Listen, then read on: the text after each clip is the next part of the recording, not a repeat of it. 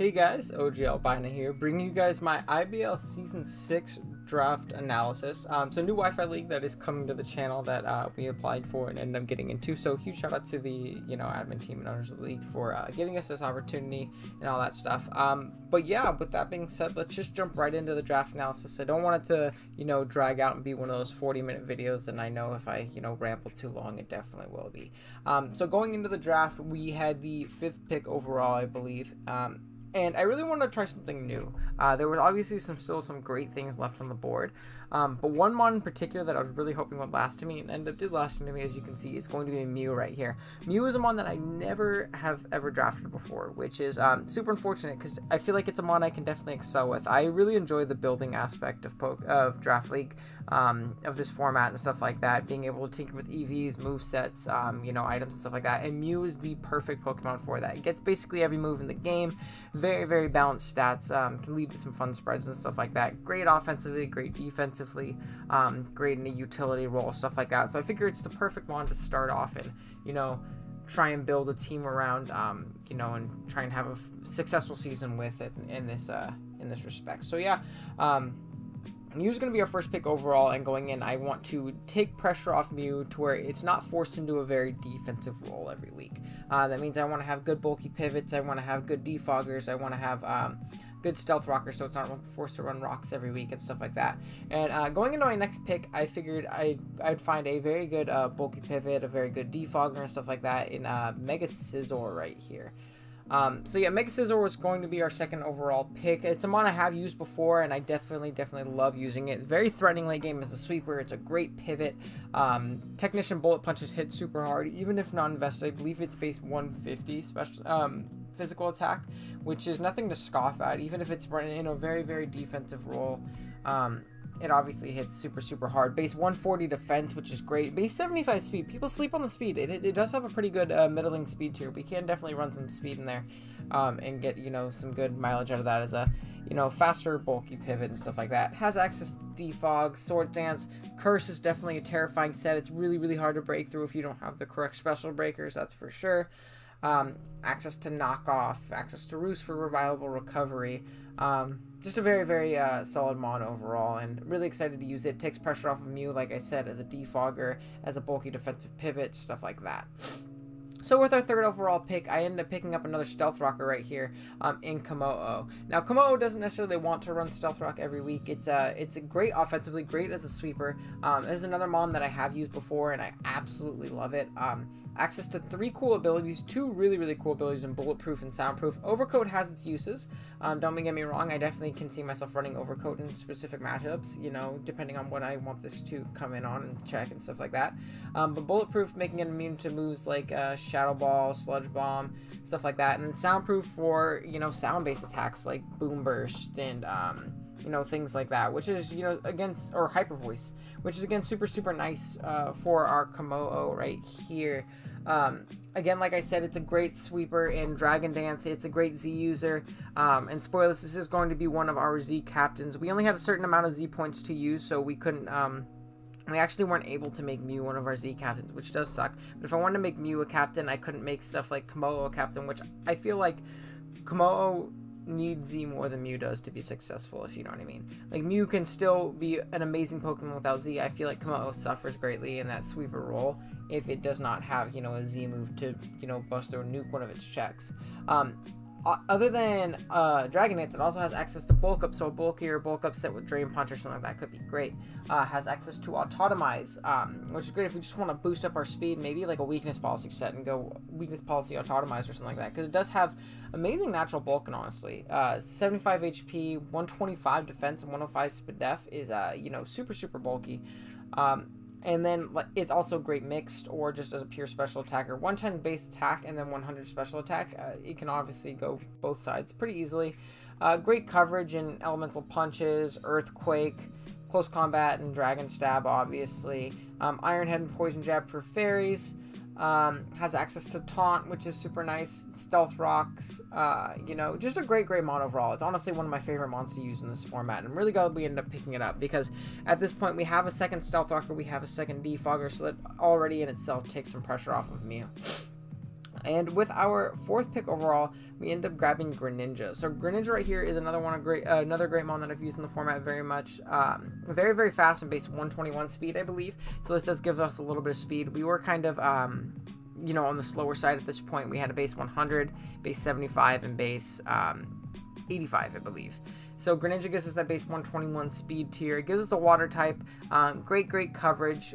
Great with Z Crystal. I don't believe we made this one of our Z captains.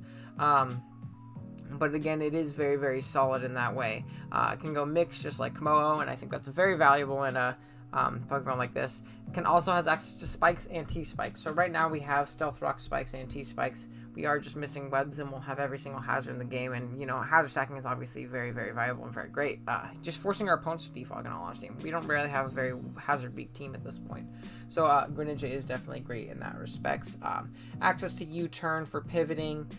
Just a really, really good mon, you know, throwing off, you know, Life Orb hits or Specs hits, access to Water Shuriken as well for priority. Just, again, very, very, very solid, and I am very excited to use it once again. It's a mon I've definitely had success with in the past, and I'm hoping to do so again this season of the IBL. Next up, we have Mamoswine as our next pick. Gives us another Stealth Rocker, gives us a ground type, which is very, very important, and it also gives us a good wall breaker. Up to this point, we didn't really have any wall breaking potential. Greninja doesn't really wall break. In all honesty, like a spec set could potentially, but that's very situational. It doesn't honestly want to come very often. Komodo is definitely more of a setup sweeper. Mew is definitely more of a setup sweeper if it's offensive. Scizor isn't breaking through teams. And Mamoswine kind of does give us that option to break through teams. Its dual stab is absolutely just amazing. I've used Mamoswine before. I'm using Swinub in AKA Little Cup Wi-Fi, and I think it's actually second on my team in kills at the point of recording this, which is pretty funny. Thing's definitely a menace.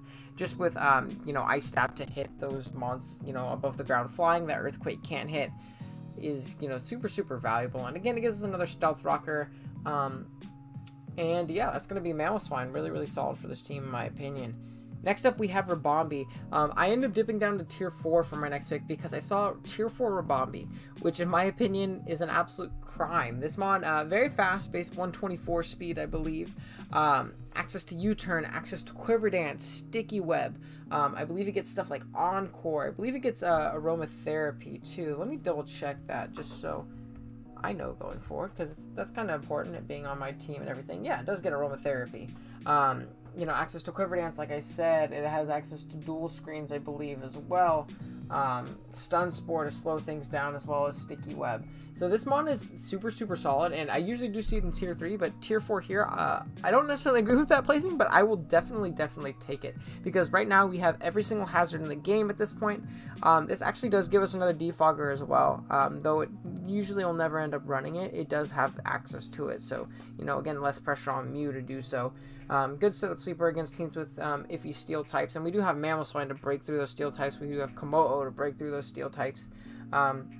And yeah, so our Ribombee is just honestly a huge, huge steal, and I'm glad that we ended up picking this up as our tier 4 in this draft right here. Next up, I believe we went back into tier 3. Yep, we went back into tier 3 and we picked up Jolteon right here. So Jolteon, another very, very fast mon. Our speed tiers aren't necessarily great at this point. We do kind of jump from 100 in Mew all the way up to 121 in Gren, and then we go 124 and 130. But we do have a very fast team, so teams aren't going to be outpacing us very often. 3 of our mons right here are already, you know, ridiculously fast. Jolteon, I believe, is base 130. It gives us an electric type. It gives us an electric immunity that's not Mamoswine. So Mamoswine isn't pressured into that defensive role to take on all those, you know, electric types and stuff like that. It gives us a great Volt Switch pivot. We have great Volt Turn on this team at this point between Mega Scizor, Ribombee, Greninja, Jolteon, potentially Mew if we want to run Volt Switch Mew or U-turn Mew or something like that. You know, our team just, you know, pivot around very well, and if we can keep hazards up and, you know, keep Volt turning around on teams, it's going to be really, really hard for them to deal with, in all honesty. So Jolteon, I felt, fit very well in giving us that electric immunity, giving us some more speed, and yeah, so that's going to be Jolteon. Next up, I wanted to pick up a ground resistance. We didn't have a ground resist on this team other than Ribombee at this point, which is not good. Definitely not good. We didn't necessarily super ground weak. We only had one mon weak to ground. Yeah. But having that ground resistance is very, very important in my opinion, and Serena does that for us. It also gives us rapid spin, which is great, because like I said before, we have every type of hazard in the game right now. So if we can, you know, avoid defogging our own hazards away and are able to get off a rapid spin otherwise instead, I think that's very, very valuable. It gives us another pivot and U-turn. Serena can be, you know, pretty threatening with, you know, like a twist scarf or a twist band even. People sleep on its offenses. I believe it has like base 125 attack or something like that. Gets access to play rough, and, you know, obviously it's grass stab. U-turn for pivoting, like I said, and high jump kick, I believe, as well, right? Yeah, high jump kick, knockoff. So it is pretty threatening offensively too. You can't sleep on it in that respects at all. Yeah, base 120 attack, not 125. But yeah, that's going to be our Serena. Gives us a good ground resist, gives us a rapid spinner, gives us another pretty decent bulky pivot and stuff like that. Next up, we went with Porygon Z. So like I said earlier, our team did lack some wall breaking potential up to this point. We really only had Mamoswine, that's it. And Porygon Z is a mon I am very, very comfortable in using. I've used it before to great success. I've gotten it to top 5 and kill leaderboard and stuff like that before. Adaptability, tri-attacks are stupid scary to switch into. That on top of its really, really good coverage is really, really scary. Even just running download and matchups, you know, you can take advantage of the opponent's, you know, weaker, especially defensive mons, you know, mons that don't have great SPDF and stuff like that. Access to agility, access to nasty plot, access to recover, and it can be run pretty bulky if you really wanted to. It's not the bulkiest mon in the world, 85 HP, 70 defense, and 75 SPDF.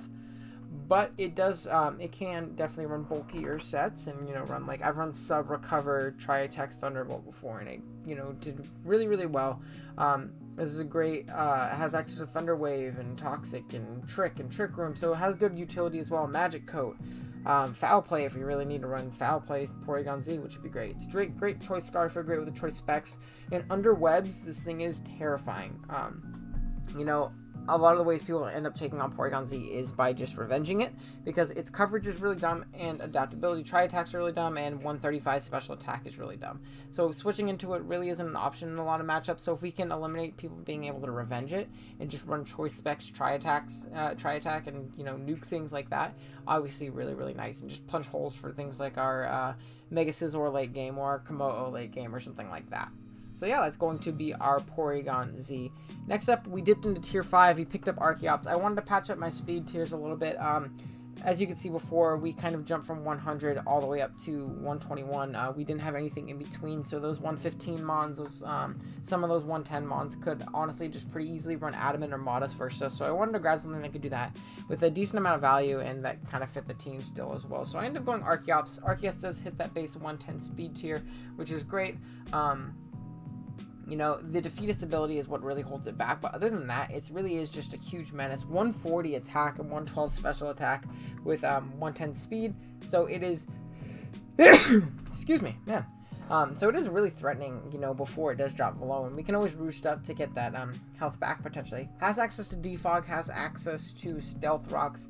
Like I said, it's a pretty good mix. It has access to like Heat Wave and Focus Blast for steel types. We can also just run Earthquake and Stone Edge, which is great. Acrobatics for Flying Stab isn't the best, but we can always, you know, you never know, run no item Archeops. Has access to U-turn, Tailwind, also has access to, there was another move I wanted to say, but I'm totally forgetting. Head Smash, which is pretty terrifying off base 140 attack and stab, and then does have access to Home Claws as well to boost if we can, you know, potentially set that up at the right time. It could be pretty scary, in all honesty, if we can stay above that defeatist range. But yeah, that's going to be Archeops right here. And then lastly, for our final pick, we have a Cofagrigus. Kofag is another mon I really, really like. I wanted to take pressure off of Mew defensively with this mon, to take on those offensive fighting types and stuff like that, because Mew doesn't, like, if I face a Mega Lopunny or a Mega Gallade or a Mega Medicham or something like that, I don't want to only have to use Mew defensively in that game, because for all we know, Nasty Plot Mew could have a really dumb good matchup in that game, or Bulk Up Mew could just go in versus that team. So having Cofagrigus to be that option to potentially take on those mons instead, and just have Mew as a backup check, can potentially be really, really beneficial in all honesty. It also does give me another Toxic Spiker. It gives me a Trick Room element. And while the rest of my team doesn't necessarily love Trick Room, we can, exploit it with Kofak and, bring a Nasty Plot, a Trick Room Nasty Plot set, and then have Mew be our defensive check for the Mon that we need to be that week. So I figure that they cover each other pretty well and taking pressure off one another so that the other can do the other things that it's good at, such as, sweeping with Nasty Plot or something like that in both cases. But yeah, that is going to be our team for this season of the IBL. Let me know what you guys think in the comments and stuff like that. If you would change anything or, what you think of our picks so far. And be sure to subscribe and stick around so you can catch these battles as they go up every week on, I believe it's Mondays is the upload day for this. So it won't be on the weekend, which will be cool. I'll give you guys something to watch on your Monday morning commute maybe to work. I know I like to do that with, certain leagues and stuff like that. But yeah, with that being said,